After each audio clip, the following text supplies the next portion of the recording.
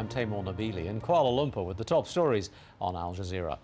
The former British Prime Minister Tony Blair says he has no regrets over taking his country to war in Iraq.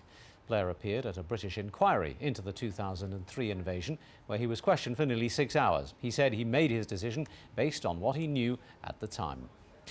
China has warned the US that arms sales to Taiwan could seriously damage relations between Beijing and Washington. China's vice foreign minister says the arms sale will have a serious negative impact on their cooperation with the US. The US Department of Defense is planning to sell $6 billion worth of weapons, helicopters and anti-missile defenses to Taiwan. Pakistan intelligence officials say at least 5 people have been killed by a drone attack on suspected Taliban targets in North Waziristan.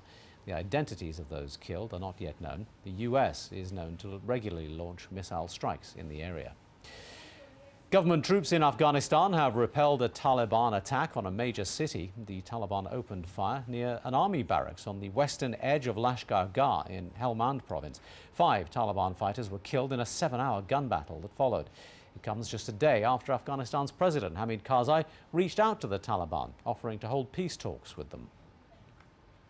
Israeli and Palestinian officials have responded to the UN's Goldstone report, which accused both sides of committing war crimes during the war on Gaza. Israel's Defense Minister Ehud Barak called the report unbalanced and said Israel had acted responsibly and ethically under impossible conditions. The Palestinian ambassador to the UN says he's set up a 5-member panel to investigate the claims of war crimes. The UN Secretary General will decide next month whether to take any further action on that report. The main rebel group in the oil-rich Niger Delta has called off its 3-month ceasefire with the Nigerian government. The movement for the emancipation of the Niger Delta, known as MEND, says it will now wage an all-out onslaught on Nigeria's oil industry. Police in Sri Lanka have raided the office of the defeated presidential candidate Sarath Fonseca. The government claims the former army chief was plotting to overthrow the re-elected president Mahinda Rajapaksa. Fonseca lost Tuesday's election to Rajapaksa. He denies the government's allegations. Much more detail available at our website, aljazeera.net/English.